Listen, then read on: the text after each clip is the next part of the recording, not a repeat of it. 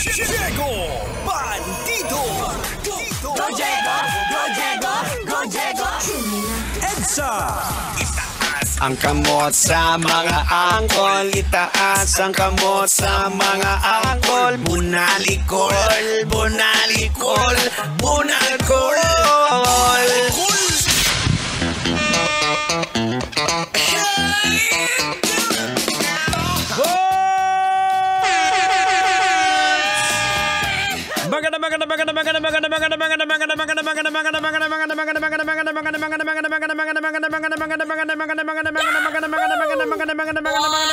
Magandang kalbo. Gandang gabi sa'yo, kaulo. Oras natin mga kabisyo sa buong kapulan. We got 31 minutes after 6 o'clock. And we are broadcasting live from Car City, Bada Bay. This is Metro's #1 90.7 Love Radio. Basta pagpatak ng alas 5 hanggang alas 9.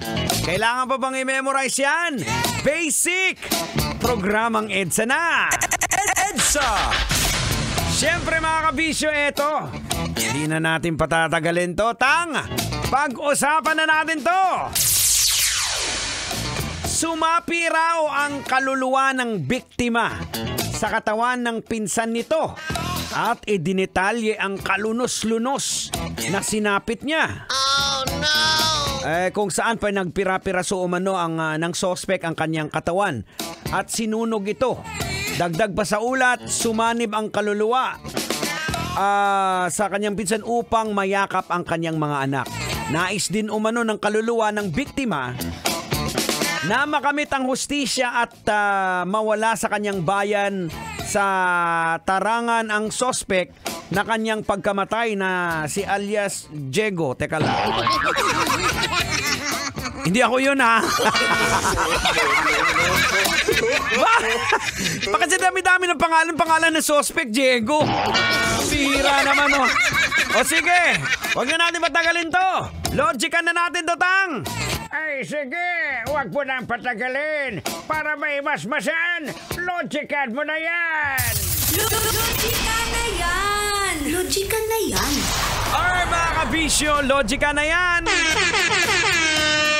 Anong leksyon ang ating mapupulot? Anong aral ang ating madudukot? Boards! Basic para sa isang pamilya na namatayan ng kamag-anak ang hindi agarang matanggap ang kalunos-lunos na nangyari. Ngayon po, ay paano ba natin malalaman kung totoo nga bang sumanib ang kaluluwa? Wala pong paraan at wala ring katibayan. Yes, may mga account po sa Bible na pinoposes ang isang tao. Totoo po yun. At bilang Kristiyano, bilang Christian, naniniwala po ako doon. Pero ang kaluluwa po na namatay, nasasanib sa buhay pa, pang pelikula lang po yun. Totoo po yun kasi yung mga sumasanib po dati, mga mga spirits ng evil eh. 'Di ba? Malamang ang basic kasi na kaalaman ng pagdetalye ng umanong pinsan kung paano pinatay yung biktima is a human knowledge. Malamang narinig niya yun sa balita, sa investigasyon na ganun ang ginawa o tapos parang inulit niya lang. 'Di ba? Well, malamang din na pag-alaman niya rin na ang suspect ang pangalan ay Diego. Again, hindi ako yan, ha? Kaya alam niya rin din. O, di ba? Well, mga kabisyo, kasi nga, eto yun eh. The belief of being possessed by the spirits of those who died tragically can stem from a variety of posibleng cultural, psychological, and religious factors. At ito po isa sa mga dahilan, yung trauma and grief. Ayan. Kasi mga kabisyo, kung ang isang tao po ay naka-experience ng tragic loss, especially kung biglaan or unexpected, it can lead to intense of emotional distress and confusion.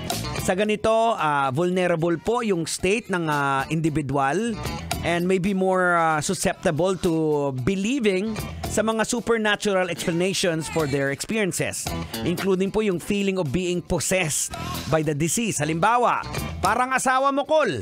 Dahil sa trauma niya, pag nagalit, parang napoposes. Na-trauma sa antang. Ay, na-trauma sa pambababae mo. Aragoy! Oy ka! Alright mga kabisyo, ang oras na. We got 36 minutes after it's 6 o'clock in the evening. Tuloy-tuloy natin bakbakan ng musika. Dito sa programang EDSA. Kailangan pa bang i-memorize yan?